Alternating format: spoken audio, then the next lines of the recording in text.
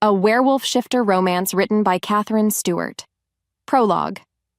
The air in the Elderwood clearing thrummed, with a silence older than human memory, broken only by the sigh of wind through colossal redwoods and the distant rush of the Serpent River.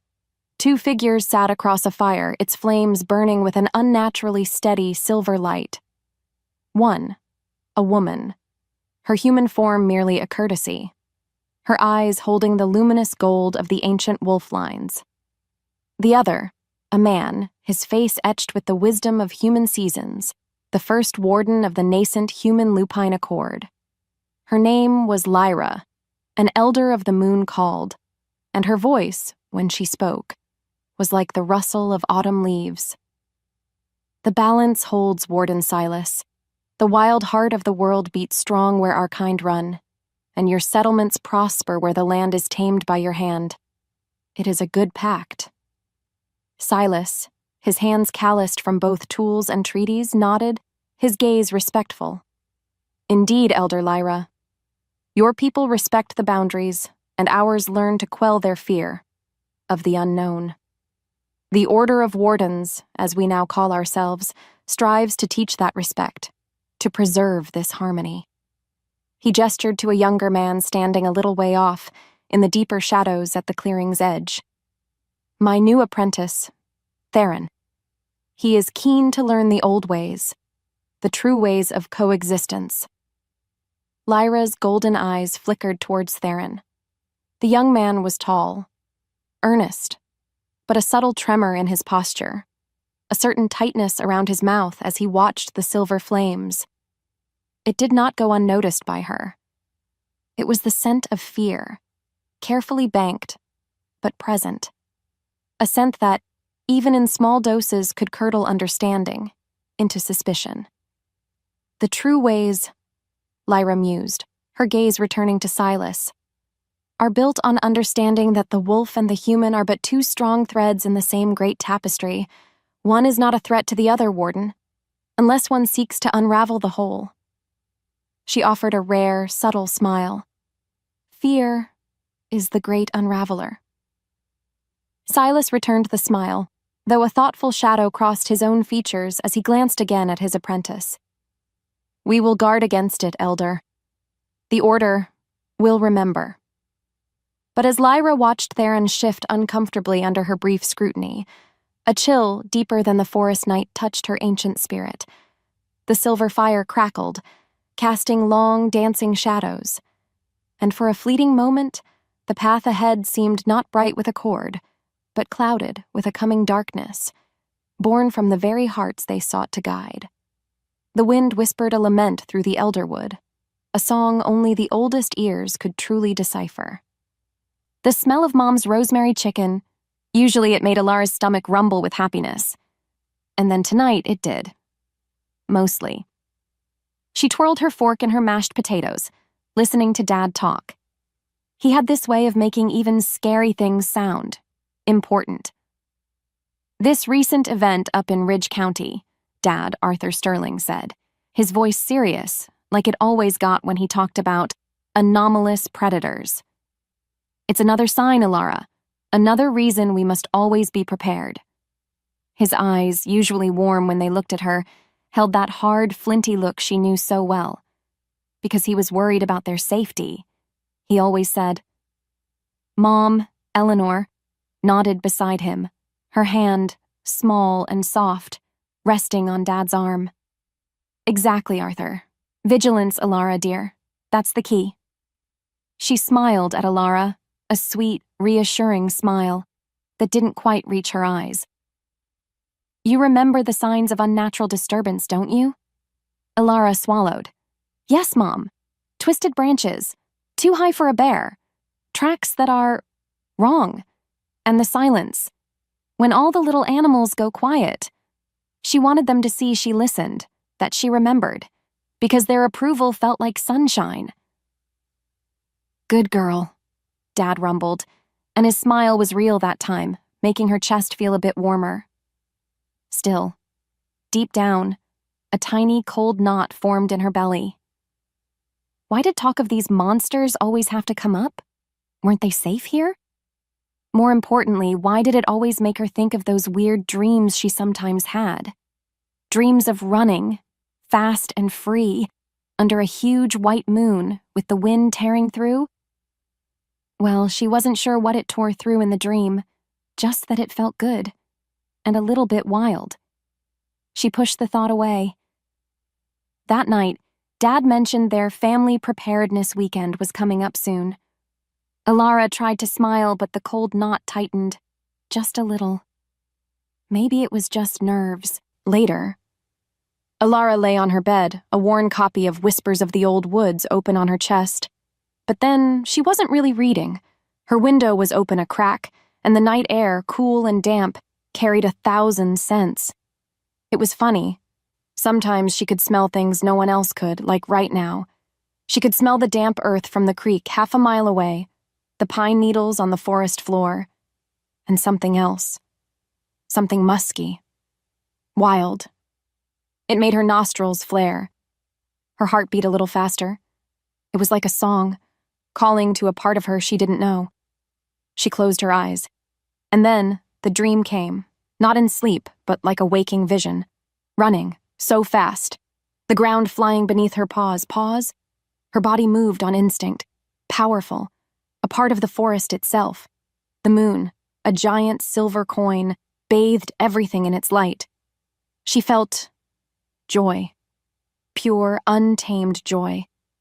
With every heartbeat, the vision faded, leaving her a little breathless, a little scared because it felt so real. What was wrong with her? Why did these feelings, these pictures in her head keep happening? Maybe it was just stress from school, or maybe... No. She couldn't think maybe. Her parents loved her. They gave her everything. She was Elara Sterling, normal, safe. Yet, as the silence stretched, she heard a lone wolf howl, far, far away. Or at least she thought it was a wolf. It sounded lonely. And a tiny part of her, a part she quickly pushed down, wanted to howl back. She didn't know what scared her more. The strange things happening inside her, or the thought of her parents ever finding out. Deep down, she knew the truth was that both terrified her equally. Before she could move, a sharp pain, like a needle, pricked behind her eyes. She pressed her palms against them. This was new, and not good. The family preparedness weekend arrived with a sky the color of a bruised plum, which meant no sunshine, just damp chill. Dad was in his element, though. He had them out in the woods bordering their property before breakfast was even settled in Elara's stomach. "Vigilance, Elara! Awareness!" Arthur's voice boomed, a little too loud for the quiet woods. The signs are always there, if you know how to look. He pointed to a snapped sapling. Too high for deer, too clean for a bear. What does that tell you? Something strong, Dad? Elara answered, her voice small. Something deliberate. She tried to sound confident, because he expected it. Moments later, he was quizzing her on evasion tactics, on how to use the specialized sonic deterrents he'd designed. "These won't kill Elara," he said, handing her one. It was cold, heavy.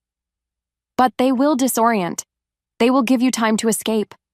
The preservationist way is about protection, not slaughter, unless absolutely necessary. The preservationist way." He said that a lot. Elara nodded, but her fingers felt numb around the device. This all felt so intense. So much more than just being prepared for wild animals. What were they really getting ready for? As they moved deeper, Dad laid out a perimeter with small pouches of dried herbs. "Boundary markers," he explained. "Specific compound. Most unnatural predators have an aversion." As if pulled by a string, Elara felt a wave of nausea as she got close to one. Her head spun. "Dad, I don't feel so good," she stammered. He frowned, a flicker of concern, then dismissal. "Probably just the damp, Elara. Shake it off. We're not done." But then, the nausea got worse. A sharp, throbbing ache started behind her eyes again. More insistent this time. The full moon was due that night. She didn't know what scared her more, the drills, or the way her own body felt like it was turning against her.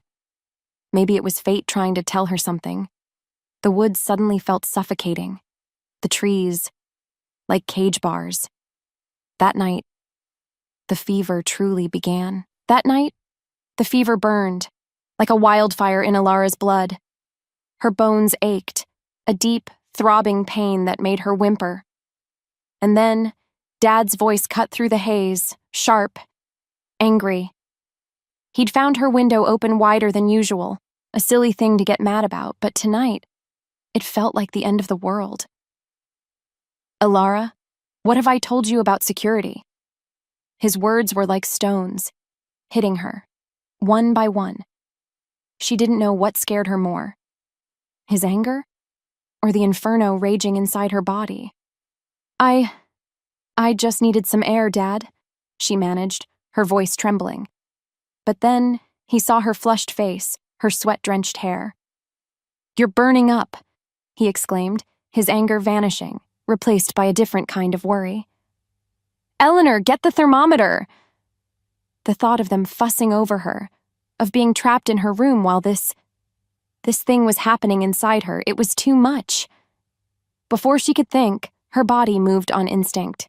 "No, I'm fine," she cried, maybe a bit too loud, a bit too wild. And then she ran. She ran out of her room, down the stairs. Her parents' confused calls echoed behind her. As if pulled by a string, she burst out the back door and into the deep, welcoming dark of the woods. The full moon, a monstrous pearl, hung high above, and its light felt like a balm, like a song calling her name. What followed was agony and ecstasy. Her bones didn't just ache. They snapped, they twisted, they reformed with sounds that ripped from her own throat, not as words, but as something else. Fur, thick and black as the forest night, sprouted along her skin. Her fingers elongated into wicked claws. Her face, her face, it pushed outward. Her senses, exploding. She could smell the fear sweat of a rabbit a mile off, hear the frantic thump of its heart, see the world in a dizzying kaleidoscope of moon-sharpened detail, and just like that, everything changed. She was more, so much more. Power, raw and untamed, surged through her. A growl rose in her throat, deep and rumbling. She saw a deer frozen in the moonlight. Without thinking, her new body launched. The hunt, a blur of speed, of instinct, of a terrifying, exhilarating satisfaction that sang in her blood. Truth be told, a part of her, the new part, felt more alive than she ever had. The moment its life fled, she tore into the warm flesh, not Elara, but something ancient, primal. Come morning, she woke up slowly, cold, naked, her human skin caked in dirt and something else, something dark, sticky. The mauled carcass of the deer lay a few feet away, and the horror, the human horror, crashed down on her like a falling mountain. What had she done? What had she become? Her heart skipped more than one beat, her world tilted on its axis. Panic, cold and sharp as shattered glass, clawed up her throat. She had to get back. Before they found her. Before they found... this! She scrambled to her feet, her human limbs shaky, clumsy after the wolf's easy power. Every rustle of leaves sounded like her father's footsteps. Every shadow seemed to hold his accusing eyes. Because she knew what they'd do. What they had to do, according to their preservationist code, if they found a monster. As the silence stretched, punctuated only by her ragged breaths, she saw the gash on her arm. A deep, ugly wound from a sharp branch during her flight. But then, even as she watched, the skin seemed to pull together. The bleeding already stopped. It was healing. Fast. Too fast. Another terrifying piece of this impossible puzzle. Somehow she made it back to the house. The back door. Unlocked. Which meant they hadn't locked her out. Or maybe they hadn't realized she was truly gone for so long. Moments later, she was in her bathroom, scrubbing herself raw, the water running brown with mud and blood. Her torn, filthy clothes. She stuffed them deep into a trash bag, then hid that bag under a loose floorboard in her closet. A secret. Within a secret. Deep down, she knew the truth. This couldn't be hidden forever. "Elara?" Mom's voice, soft and worried, came through her bedroom door. "Are you in there, dear? You missed breakfast." Her breath caught. Just feeling a bit sick, Mom," she called out, trying to keep her voice even. "I think I have that bug that's going around." A lie. Another lie. The first of so many. She just knew it. As if fate demanded it. Dad's voice joined Mom's, much closer this time, just outside her door. "Elara, there was a significant animal kill in the woods last night. Very close to our property line. I need to know you weren't out there."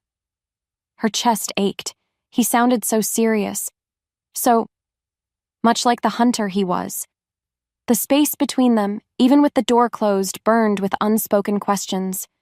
And she knew, with a certainty that chilled her to her bones, that her life as Elara Sterling, the good, normal daughter, was over. That part of her was as dead as the deer in the woods. The next few weeks do a nightmare. Elara walked on eggshells, every glance from her parents making her jump. She felt their eyes on her, questioning, worried. And then, the moon started to swell again. A silver sliver growing fat in the night sky. The familiar ache in her bones, the restlessness in her blood. It was starting all over. No matter how hard she tried, she couldn't forget the power, the wildness. But mostly, she remembered the fear, her parents' faces, if they knew. So that's why she found herself hunched over her laptop late at night, the screen light painting ghoulish shadows on her face. She typed in frantic, desperate search terms. Sudden rage blackouts? Feeling like an animal? Losing control full moon? Most of it was junk. Useless. But then, one link, buried deep on an old forum, caught her eye. It was a post titled, "For Those Who Hear the Moon's Song." Her heart skipped. The writer, someone called Moonshadow, talked about an awakening, not a curse. They wrote about a heritage, about power, about feeling the world with senses humans couldn't dream of. They described the bone-deep ache, the surge of energy, the primal connection to the wild. It was like they were writing about her. Moonshadow even mentioned things, ways to not stop it, but to understand it, to listen to the blood, they'd written, to find balance. Could it be true? Could there be others? Or was this just some elaborate, cruel joke? She didn't know what scared her more. The idea that she was a monster? Or the tiny, treacherous spark of hope that maybe, just maybe, she wasn't entirely alone in this. As the silence roared in her ears, she made a decision. The woods were too risky now, not with Dad patrolling. The basement. It was reinforced. Dark. If she had to become that, again, she'd do it where no one could see, where no one could get hurt, especially not by her. Her thoughts spun, but the decision, terrifying as it was, felt like the only one she had. Maybe it was fate, leading her down this dark path. That night, the full moon, fat and silver, peeked through the tiny basement window, a watchful eye in the dark. Elara had dragged an old heavy dog chain from the garage, a relic from a pet long gone, and looped it around a sturdy pipe, then around her own ankle. Her hands trembled so badly she could barely fasten the padlock. Because she was terrified. Terrified of what she'd become. Terrified of hurting someone. And then, the familiar ache started in her bones, a deep, grinding pain that stole her breath. It was worse this time. So much worse. Maybe it was the chain, or the cold concrete floor, or just the stone walls pressing in on her. Her body wanted to stretch, to run, to become, but the chain held her fast. What followed was not the wild, terrifying power of the forest, but a cramped, agonizing battle against her own flesh. Her bones tried to shift, to break and reform, but there was no room, no freedom. A scream, raw and animal, tore from her throat, muffled by the old blanket she'd stuffed against her mouth. Tears streamed down her face, hot and helpless. With every heartbeat, the pain intensified. It felt like being ripped apart from the inside out, yet held together by sheer, stubborn will.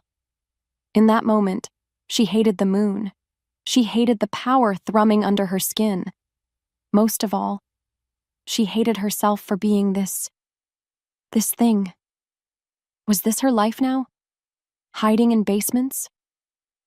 Chained like an animal? Waiting for the pain to pass? The air thickened with the scent of her own fear, her sweat, and something else. Something musky and wild that even her human nose could catch now. Her thoughts spun.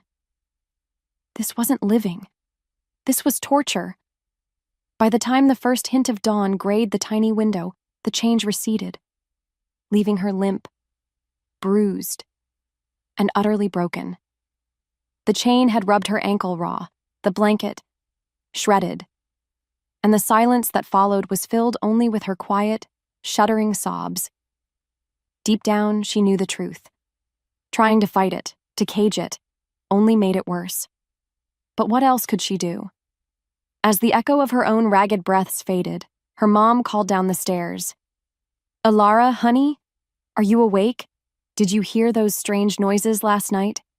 Dad thinks it might be raccoons in the crawlspace again." Elara squeezed her eyes shut. Raccoons. If only after that. The days blurred into a gray fog of fear and exhaustion.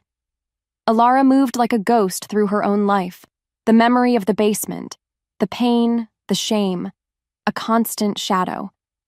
But then, as the next full moon began its slow creep across the calendar, a desperate energy sparked within her. She couldn't go through that again. She just couldn't. So, late each night, when the house was quiet, she'd creep to her laptop, her fingers flying across the keys, drawn back to that hidden forum, to Moonshadow's words. Their posts were like cryptic poems full of strange phrases. Embrace the change. Don't fight the river's flow. The wolf spirit is not a beast to be caged, but a wild heart to be understood. Listen to the moon, feel the earth beneath your paws, find your balance in the wild spaces. Moonshadow talked about herbs, not to stop the change, but to soothe the burning blood, to clarify the senses, to make the shift less like a war and more like a dance. It sounded crazy. It sounded impossible. Yet, with every word she read, a tiny, fragile seed of hope took root in the barren ground of her fear. Because what other choice did she have? Continue to chain herself like an animal? She started her research. Not on curses or monsters, but on the things Moonshadow mentioned. Ancient herbs, local wild areas, far from prying eyes. She learned the names. Wolfsbane. Ironic, that one. Moonshadow said it was misunderstood. Moonpetal. Silver sageroot. She even found a faded hand-drawn map in an old local history book online, showing forgotten trails deep in the national forest, miles from town. Could these be the wild spaces Moonshadow spoke of? Truth be told, the idea of going out there alone, especially when she might change, terrified her. But the thought of another night chained in the basement? That was a horror she couldn't face again. She didn't know what scared her more, the unknown of the forest, or the certainty of that chained agony. Her parents were more watchful than ever. Dad spent even more time checking his perimeter security. Mom kept giving her worried looks, asking if she was eating enough, if she was feeling okay. Their love felt like a heavy blanket now, suffocating her. As the silence stretched one evening, Dad mentioned a preservationist meeting. There's been an increase in unusual activity reported across several states, he said, his voice grave. We need to be prepared for anything. Elara's blood ran cold. Anything. Like her, the next Saturday, Elara told her parents she was going to the library to study for a big test. A lie. Her backpack didn't hold textbooks. Instead, it held a water bottle, a flashlight, a tattered printout of Moonshadow's advice, and a desperate, thumping heart. Because today she was going to try and find one of those herbs, moon petal, said to grow near old creek beds. The national forest was miles away, but a small wild stretch of woods with a creek bordered the far side of their property, a place Dad usually only checked on his longer patrols. Maybe it was fate, or maybe she was just being stupidly reckless. She found the creek easily enough. The air here was different, thick with the scent of damp earth, decaying leaves, and the sharp tang of pine. It was a relief after the sterile air of her house. As if pulled by a string, she felt a little bit of the tension ease from her shoulders. After that, she searched for nearly an hour, her eyes scanning the undergrowth. Nothing. Just as she was about to give up, she saw it. A small, delicate plant with silver-backed leaves and a tiny closed bud that looked like a miniature moon petal. Her heart leaped, but then a twig snapped nearby. Not an animal sound, a human sound. Her breath caught. Before she could move, she saw him, Dad. He was 50 yards away, his back to her, carefully adjusting a small camouflaged camera on a tree trunk. One of those new motion-activated ones he'd been talking about. He was also setting up a scent lure, a small vial of something pungent. Her world tilted. He was here, hunting. Without thinking, her body moved on instinct. She dropped low, her senses suddenly sharpening. Every sound, every scent magnified. She could smell the metallic tang of the camera, the acrid scent of the lure, her father's familiar wood smoke and coffee scent. And just like that, everything changed. She wasn't just scared Elara anymore. Something else, something wild and cunning, took over. She backed away, silent as a shadow, using the trees, the boulders, the dip in the land for cover. With every heartbeat, she expected him to turn, to see her. But he didn't. By the time she was safely out of the woods, her legs were shaking, her shirt soaked with sweat. She'd found the herb, but she'd also found out just how close the danger was. That night, as the sky darkened, Arthur Sterling said to his wife, "I swear, Eleanor, I felt something out there today. That creature, it's clever and it's close, very close." Elara, listening from the top of the stairs, felt her blood turn to ice. That night, with the moon hanging like a chipped tooth in the inky sky, Elara ventured out. Her backpack felt heavy with the few moon petal leaves she'd gathered, her water bottle, and a heart full of fluttering moths. She'd found a tiny, hidden glade deep in the national forest, miles from home, a place she hoped was truly wild and safe. Because Moonshadow's words echoed in her mind. Find your balance in the wild spaces. Don't fight the river's flow. She laid the moon petal leaves on her tongue. Their taste was bitter, then strangely cool, like mint and moonlight mixed together. As the familiar ache began in her bones, she didn't fight it this time. Instead, she lay down on the soft moss, closed her eyes, and tried to breathe. Just breathe. What followed was still intense, a firestorm in her blood. But then, it wasn't the jagged, tearing agony of the basement. Her bones shifted with a power that felt less like breaking and more like unlocking. Fur sprouted, yes, but it felt like a warm coat against the night air. Her senses exploded, not with pain, but with a breathtaking clarity. She could smell every dewdrop on every blade of grass, hear the whisper of an owl's wings overhead, see the stars as diamond dust scattered across velvet. For a few moments, between one breath and the next, she felt a wild, exhilarating joy. She was part of it all. Part of the night. Part of the wild. This was so different. So powerful. Eventually, as dawn approached, the change receded, leaving her tired. Yes, but not broken. Hope, fragile as a new leaf, unfurled in her chest. Maybe Moonshadow was right. But then, as she carefully made her way back towards the edge of the forest, still miles from her human world, her blood ran cold.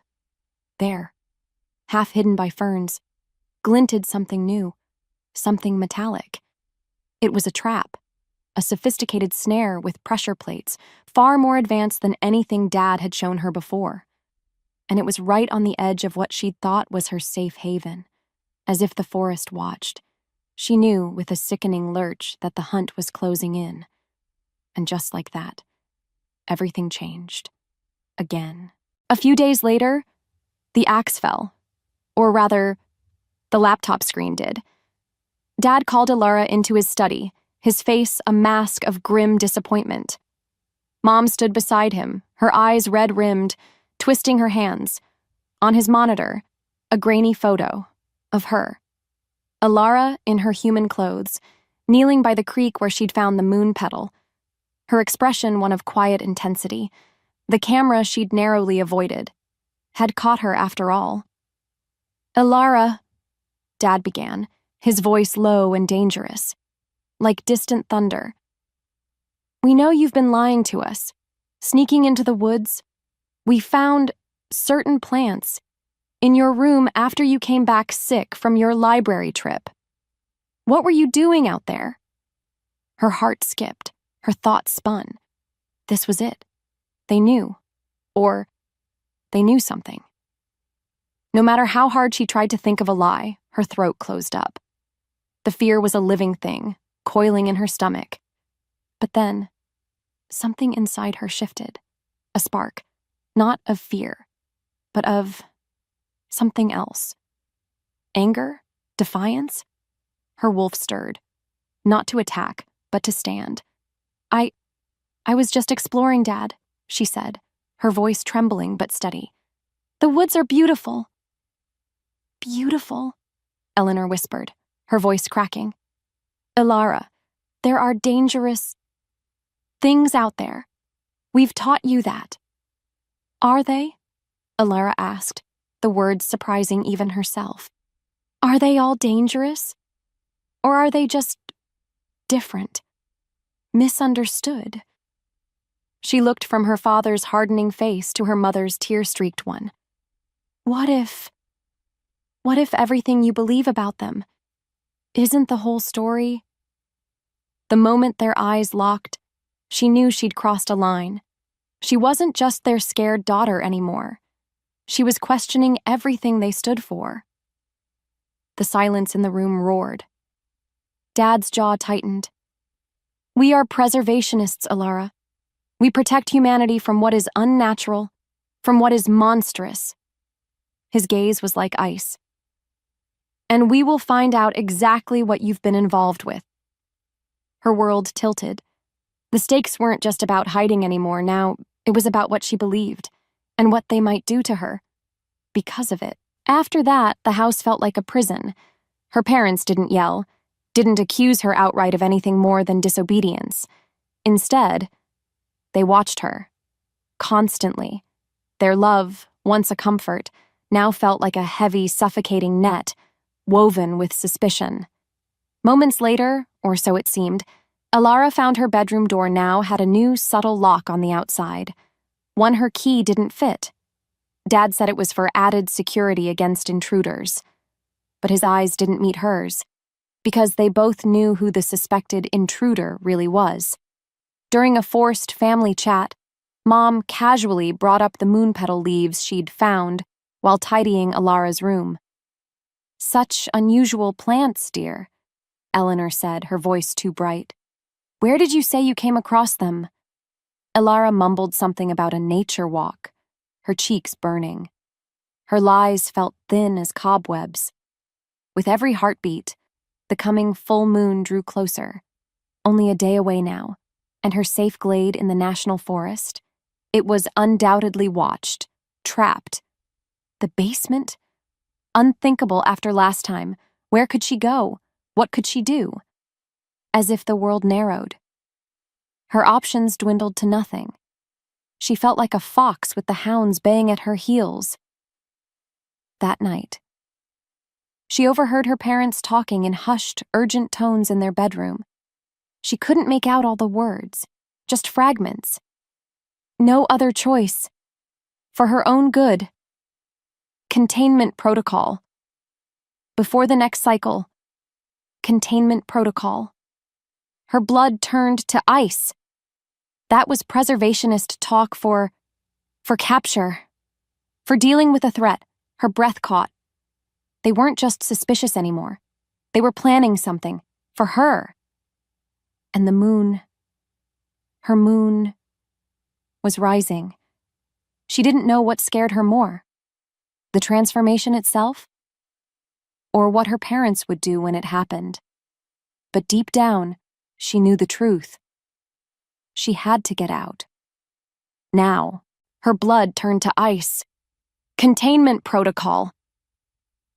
The words from her parents' hushed conversation echoed in Elara's mind, a chilling death knell for the life she knew, which meant she had no choice, no time.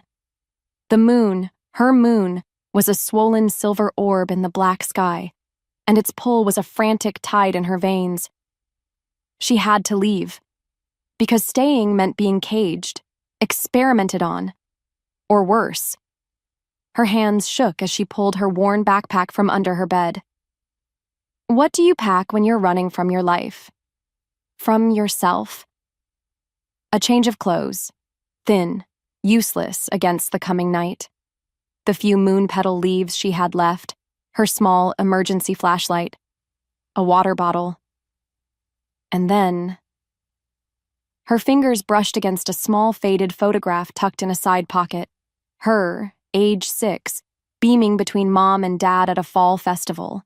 Their arms around her, their smiles so genuinely happy. Her chest ached. A sob caught in her throat. Could they really hurt the little girl in that picture? Deep down, she knew the truth. The people who loved that little girl would do anything to destroy the thing she was becoming. Moments later, she was easing her bedroom window open, the new lock on her door a cruel joke. The night air, cool and sharp, hit her face, carrying the scent of pine and damp earth, and something else. Freedom. Or maybe just the unknown. She didn't know what scared her more. Staying, or facing the wilderness alone, with the change coming on strong? As if pulled by a string, she swung a leg over the sill. The drop to the flower bed below wasn't too bad. She'd done it a few times as a kid, and sneaking out to look at the stars. But this was different. This wasn't a game.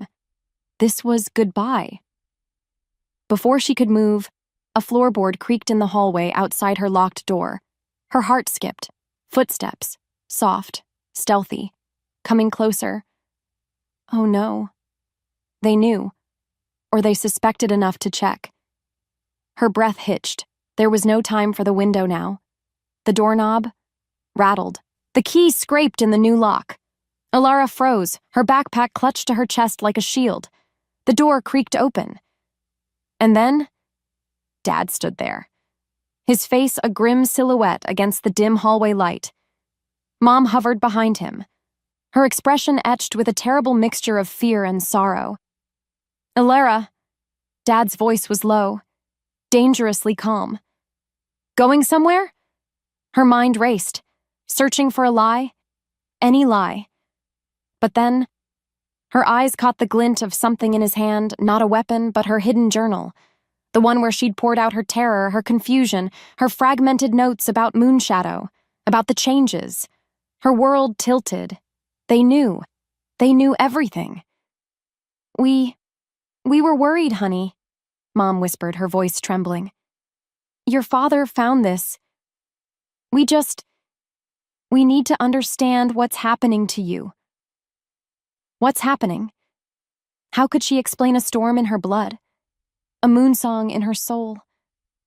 As the silence stretched, the first wave of the change hit her, triggered by the stress, the fear, the raw, inescapable confrontation. A tremor started in her hands. Her bones began to ache with that familiar, terrifying fire. "No!" she gasped, stumbling back. "Please!" But it was too late. Her body moved on instinct, trying to fight it, to hold it back. But it was like trying to hold back the tide. A growl rose in her throat, low and guttural, a sound she didn't recognize as her own. Her parents' faces went white. Mom gasped, a hand flying to her mouth. Dad's eyes widened, not just with fear, but with a dawning, horrified recognition. The look of a hunter spotting its true prey. Pain ripped through her. Bones snapped, reformed fur, dark and thick, erupted across her skin. Her clothes tore. The room spun. Between one breath and the next, she was on all fours, her vision sharpening. The sense of her parents' fear, acrid and sharp, overwhelming her. In that moment, as her wolf stirred and pressed forward, she saw herself reflected in her mother's tear-filled eyes. A monster. And she let it happen, because there was nothing else left. The Elara they knew was gone. Dad lunged, not with love, but with a heavy, silver-lined net, something from his preservationist kit. "Eleanor, the restraints!" he yelled. But the wolf was faster, stronger. The net came down, but Elara, the wolf, was already moving. A blur of fur and fury. She dodged, her powerful new muscles coiling and releasing. She didn't want to hurt them. Deep down, even through the haze of the transformation, the Elara part of her screamed in protest, but the wolf only knew survival.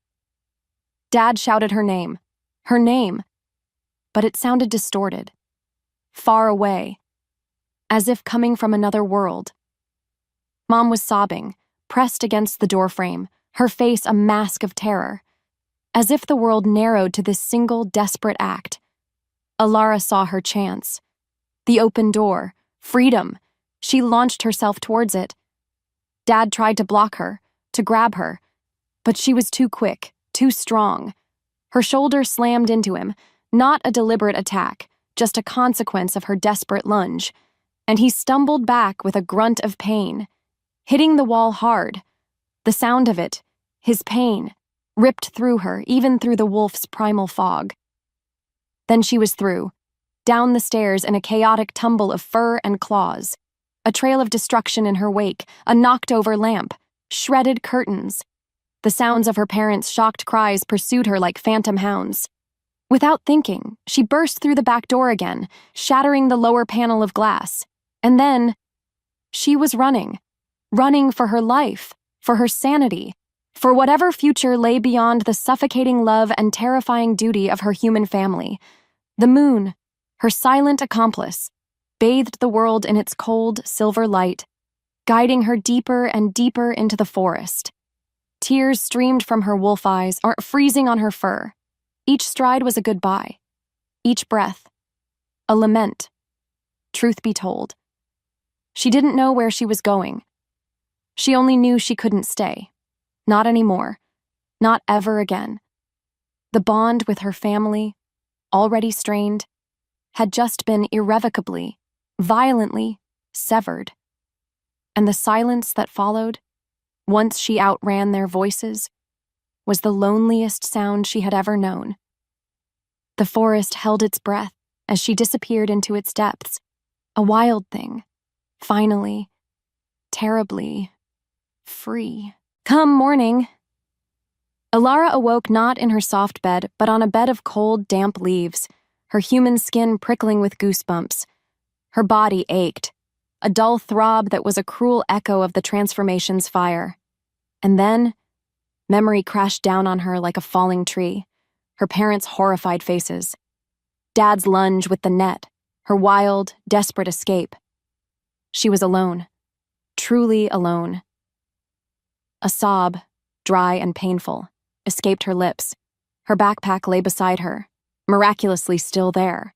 But the meager contents felt like a joke against the vast, uncaring wilderness. What was she supposed to do now? Where could she possibly go? As the silence stretched, broken only by the mournful cry of a distant bird, she pushed herself up. Hunger gnawed at her belly. Thirst parched her throat. Her clothes were still torn from the change, offering little warmth, because she had run with nothing but the primal urge to escape. She stumbled through the undergrowth, pushing aside wet branches, her feet clumsy on the uneven ground. Every snap of a twig sounded like a pursuer. Every shadow seemed to hold a pair of accusing eyes. After that, she found a small stream, its water icy cold, but blessedly clean. As she drank, cupping the water in her shaky hands, she saw something on the muddy bank. A footprint, a large boot print, too clean, too deliberate for a casual hiker, and beside it, a fainter, almost invisible disturbance in the leaves, the kind Dad had taught her to look for, the kind he made, when he was tracking. Her heart skipped. They were looking for her, or at least, he was, her own father, hunting her. Like one of the anomalous predators he so despised. The taste of exile was bitter, cold, and sharp with the metallic tang of fear. She didn't know what scared her more, being alone in this wild, or the thought of him finding her. Deep down, she knew the truth. Either way felt like a death sentence. She had to keep moving. There was no other choice. For days, Elara wandered. The forest, a relentless enemy, a constant companion. She ate berries that stained her fingers purple and made her stomach cramp. And once, driven by a hunger so fierce it was almost wolfish, she managed to catch a fish with her bare hands in a shallow pool. That night, huddled under a rocky overhang, shivering, she remembered Moonshadow's words from the forum. Find your balance in the wild spaces. Listen to the moon. The wolf spirit is not a beast to be caged. A tiny, desperate spark of hope rekindled. Others? Moonshadow had implied there were others. Maybe if she could just find them? So that's why, over the next week, she started looking for signs. Not of her father, but of her kind. She'd climb to high ridges when the moon was full, her body aching with the suppressed change, and send out a tentative, mournful howl, a sound that was half Elara's loneliness, half the wolf's longing. Would anyone answer? One evening, as the sky darkened, she smelled it, the distinct, musky scent of wolf. Not her own. Another. Her heart leaped with a wild, reckless hope. As if pulled by a string, she followed the scent through a dense thicket. And then, she saw them. Two of them, massive, gray-furred wolves, their eyes glowing with a feral yellow light in the twilight. They weren't like her vision of Moonshadow, wise and guiding. No, these wolves. Their lips were curled back in silent snarls, their bodies coiled, radiating a raw, territorial aggression. Before she could move, a low growl rumbled from the larger one, a sound that vibrated in her own bones, a clear warning, mine, this place, not yours. Her hope shattered like ice. These weren't rescuers, they were a threat. Just like that, her fragile dream of finding a welcoming pack, a safe haven, dissolved into the cold, hard reality of the wild. Not all wolves were kin, and some were just as dangerous as any human hunter. Maybe it was fate, that she was destined to be utterly alone. She backed away slowly, her own fear a bitter taste in her mouth. The forest seemed to hold its breath, watching. What followed was a storm, not just in the sky, where rain lashed down in icy sheets and thunder cracked like the world breaking apart, but inside Elara, too. She'd found a shallow cave, barely more than a scoop in the rock face, and huddled there, soaked to the bone, shivering uncontrollably. Her ankle, twisted in her panicked retreat from the territorial wolves, throbbed with a fiery pain. Even her rapid healing couldn't keep up with this relentless misery. The few moon petal leaves she had were long gone. Her flashlight. Dead. Her hope. That was dead too. As the silence stretched between thunderclaps, broken only by her own chattering teeth, she saw her parents' faces again in her mind. Mom's tear-filled eyes as Elara transformed. Dad's grim, hunter's expression. They had loved her. Hadn't they? Or had she always been a cuckoo in their nest? A monster waiting to hatch? Maybe it was fate. Maybe she was just a dangerous beast, a mistake of nature. Moonshadow's words about heritage and balance now seemed like a cruel fairy tale. A fantasy for a girl who didn't exist anymore. The truth, the cold, hard truth, was the hunger in her belly, the pain in her leg, the crushing weight of loneliness that felt heavier than any mountain. Her thoughts spun. Why fight anymore? Why run? There was nowhere to go. No one to turn to. Perhaps her parents had been right all along. Perhaps being contained would have been a mercy. Her body moved on instinct, curling tighter, trying to find some impossible warmth. A low whimper escaped her, a sound that was both human and animal, lost in the roar of the storm. Because in that moment, she wasn't Elara, the girl. She wasn't even Elara, the wolf. She was just nothing. A lost, broken thing. The core emotional question that had haunted her, can I ever truly belong, seemed to have its answer now. And the answer was a resounding, echoing no. As the wind howled like 1,000 grieving wolves, Elara closed her eyes, a single cold tear tracing a path through the mud on her cheek. She was so tired, so very, very tired. The darkness in the cave felt absolute. Elara lay in the cold, damp cave, the storm outside a distant roar now, mirroring the hollow ache inside her. She was so tired. Maybe it was easier to just stop. But then, as if fate whispered on the receding wind, something shifted deep within her, a warmth, like a buried ember fanned by a sudden breeze. It wasn't just Elara, the scared girl. It was the wolf. Her wolf. Not a monster, not a curse, but a stubborn, resilient spark of life that refused to be snuffed out, because survival was its nature.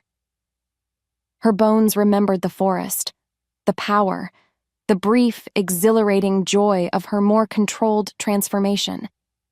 And Moonshadow's words. They came back to her, not as a taunt, but as a promise. A heritage. Find your balance. Maybe it was fate, or maybe it was a dream born of fever. But in the quiet that followed the storm's retreat, she thought she saw it again. That symbol Moonshadow had once cryptically posted on the forum. Not on a screen this time. But for a fleeting moment, it seemed to shimmer on the damp cave wall, formed by a trick of lichen and shadow, pointing west, west, towards the deepest, most untamed mountains. Could it be? A sign? Or was she just losing her mind? She didn't know what scared her more, the thought of staying in this despair, or the terrifying sliver of hope that symbol offered. But then a new feeling uncurled within her chest, fragile but insistent. Determination. She wouldn't just survive, she would live. She would find out if Moonshadow's world was real, because what else was there? Slowly, painfully. Elara pushed herself up. Her ankle screamed in protest, but she ignored it. The hunger was still there, the cold too. But now, there was something else, a reason. Before she could move further, she knew she had to make a choice, give up or go on. And she chose to go on. The path ahead was unknown, terrifying. Yet, for the first time in what felt like forever, it was a path she was choosing for herself, wolf and girl, together.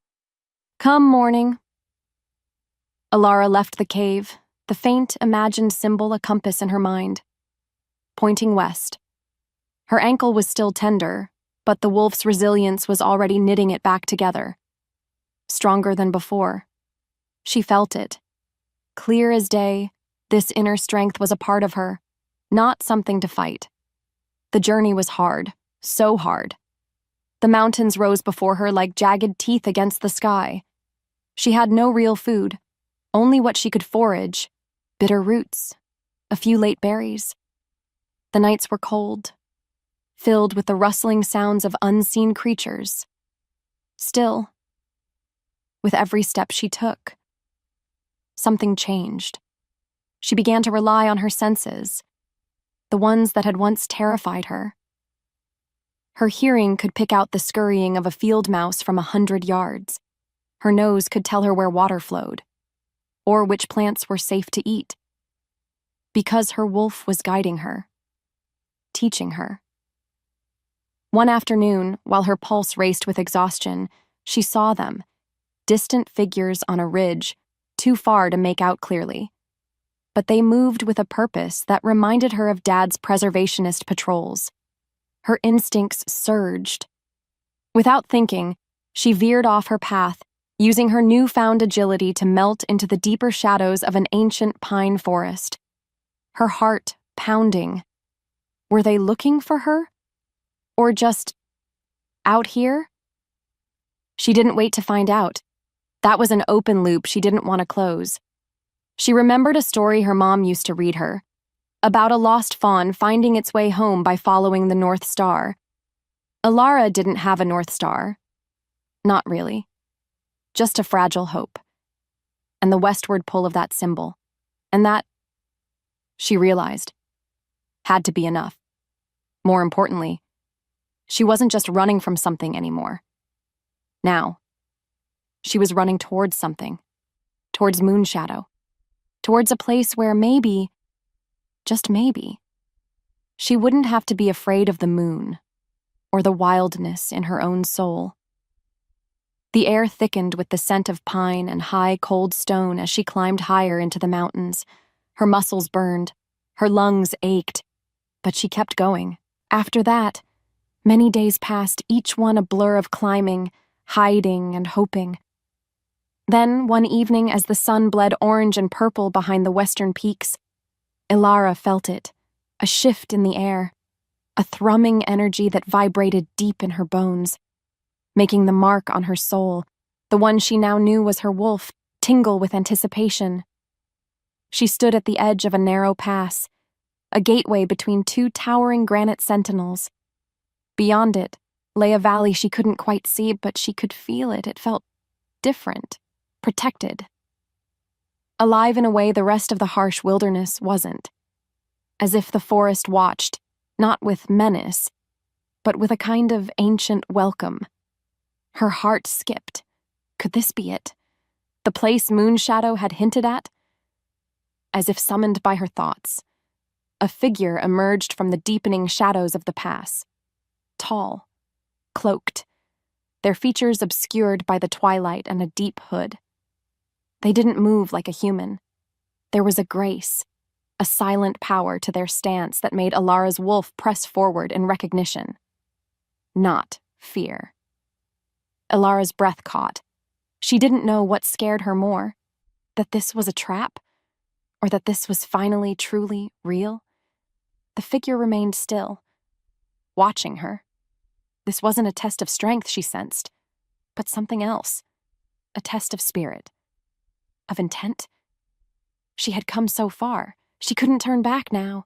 So, taking a deep breath that smelled of pine, snow melt, and an exhilarating unknown wildness, Elara took a step forward, and then another. The space between them burned, not with threat, but with a palpable, humming energy. As the wind shifted, carrying her scent towards the cloaked figure, they finally spoke, their voice like the rustle of ancient leaves, yet impossibly familiar. "You have journeyed far, child of the moon." Her voice trembled as she answered the echo of their greeting. Moon shadow? The tension broke. The figure slowly lowered their hood. The figure before Elara lowered their hood, and then Elara's breath caught. It was a woman, her face etched with lines as ancient as the mountains. But her eyes glowed with the same luminous gold as Elara's own in her wolf form. They were kind, knowing, and held a deep, welcoming warmth. Moon shadow, Elara whispered, her voice trembling, half a question, half a prayer. The woman smiled, a slow, gentle unfolding. You heard the song of your blood, child, and you followed it home. I am Lyra, an elder here, and some know me by other names online, when reaching out to lost pups. Her voice was exactly as Elara had imagined, like rustling leaves and ancient wisdom. Before either could speak more, other figures began to emerge from the shadows of the valley, their forms shifting subtly between human and something more. Wolves, tall and proud, their pelts the color of stone, of night, of winter snow, and humans, their eyes holding that same golden glow, a pack, a real pack. Elara's heart hammered against her ribs. Fear tried to claw its way back, the ingrained lessons of her human family screaming danger. But then Lyra, Moonshadow, stepped forward and gently took Elara's trembling hand. Her touch was warm, surprisingly strong. Tell us your story, little wolf. You are safe here. So Elara did, her voice shaky at first, then gaining strength.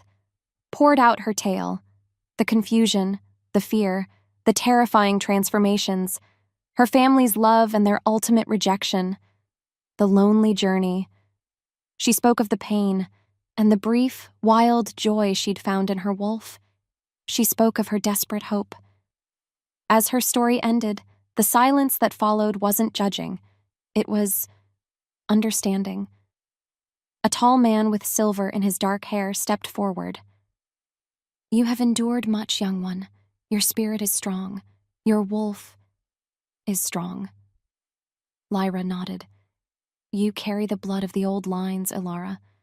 A powerful heritage. It was never a curse. And then, as if summoned by an unspoken signal, one of the wolves threw back its head and let out a long, clear howl, a sound that echoed through the valley, not mournful, but full of welcome, of belonging. Another joined in, then another, as if pulled by a string, something deep inside Elara, something primal and true, answered. Her own howl, hesitant at first, then rising strong and clear, blended with theirs. Tears streamed down her face, but these were not tears of sorrow, because for the first time in her life, her voice, in all its wildness, felt truly heard, truly answered. Her soul answered. She was home. Months passed, like seasons turning in a dream. Elara learned the ways of the Ethelwood pack, which meant she learned to run with them under the full moon, not in terror, but in joyful, exhilarating freedom. The transformation was still intense, a fire in her blood, but now it was a fire she welcomed, a power she embraced. Lyra, her moon shadow, became her mentor, teaching her the ancient lore, the balance between human heart and wolf spirit. She learned that her fragmented dreams, those whispers of running free, were echoes of her ancestors, a blood memory. Because her lineage was indeed old, one of the lines that had once walked openly with humans, before the fear began. The pack lived in simple, sturdy cabins hidden deep within the magically shielded valley. They hunted for sustenance, respected the wild, and moved with a grace that was both human and animal. She discovered friendships here, easy and unspoken, forged in shared runs and quiet evenings by the communal fire. The young ones, still clumsy with their shifts, looked up to her with wide, curious eyes, and she, who had always felt like an outsider, now felt like an older sister. Still, sometimes, in the quiet moments, echoes of her old life would surface. a pang for her mother's smile, even her father's gruff approval. She wondered if they ever thought of her, the daughter they had raised, the monster they had driven away. Did they grieve, or did they only feel relief? Meanwhile, far away, in the sterile quiet of the Sterling home, Elara Sterling did think of Elara, every day. The memory of her daughter's terrified, transforming eyes haunted her waking hours. She found herself drawn to Arthur's forbidden preservationist archives, her fingers tracing over old, dust-covered texts he'd always dismissed as outdated or too sympathetic. She was looking for answers, for something, anything, to make sense of the chasm that had opened in her life. Her carefully ordered world had been shattered, and the pieces no longer fit. As the wind shifted through the Ethelwood, Elara would sometimes catch a faint, phantom scent of rosemary and old books, a ghost of a life that was no more, and she would send a silent wish on that wind. A wish for... she wasn't sure what. Peace, perhaps. For all of them. One crisp autumn evening, nearly a year after her arrival, Elara sat with Lyra by the silver fire, much like the one in the prologue's tale Lyra had once shared. Elara was no longer the scared, hunted girl. Her movements were confident. Her eyes held the calm gold of her accepted wolf. She felt whole. "You asked once, Elara," Lyra said softly, her gaze on the flames. "Why humans fear us so? Why your own family, who loved you, could turn against you?" Elara nodded, her chest aching with a familiar, though now gentler, pang. "It was not always so," Lyra continued. Her voice was like the wind carrying ancient stories. "Long ago, our kinds walked together. There was an accord.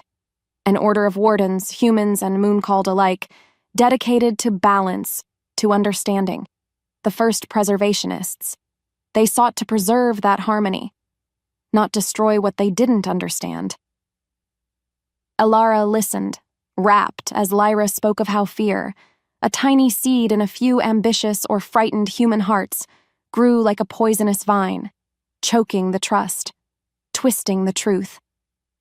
How the order was corrupted from within, its original werewolf members hunted or driven into hiding, its sacred duty warped into a mandate of eradication. "Your family, Elara," Lyra said, her voice full of a deep, sorrowful wisdom. "They are victims of a very old lie. They act out of fear, a fear carefully cultivated for generations." The truth unraveled before Elara, vast and tragic. It didn't erase the pain of her parents' betrayal, but it reframed it. They weren't just cruel, they were deceived, trapped in a legacy of misunderstanding. As the silence stretched, Elara looked at her pack, her true family, their faces illuminated by the firelight. She was a part of this ancient lineage, this unbroken chain of wild spirit and enduring strength. Her path was here, far away. Elara Sterling finally found what she'd been searching for, in the deepest, most restricted section of the preservationist archives, a fragile, leather-bound journal, its pages brittle with age. It was the diary of Silas, the first warden. And as she read his clear, compassionate words about his meetings with Elder Lyra, about the original accord of balance and respect, about his fears for young, fearful acolytes like Theron, her world, already fractured, crumbled into dust. The truth of her order's betrayal, of centuries of lies, stared back at her from the faded ink. Her hands trembled as she closed the journal, a single tear falling onto the ancient leather, a silent testament to a truth that had cost her everything. Back in the Ethelwood, Elara looked up at the full moon, no longer an enemy, but a knowing, silvery friend. Her place was here, her transformation, complete, and she knew, with a certainty that settled deep in her bones, that her journey was just beginning. The wind carried the scent of pine, of coming snow, and of home. Epilogue. 5 winters had painted the peaks of the Ethelwood Valley white, and 5 summers had warmed its hidden meadows, since Elara first found her way home.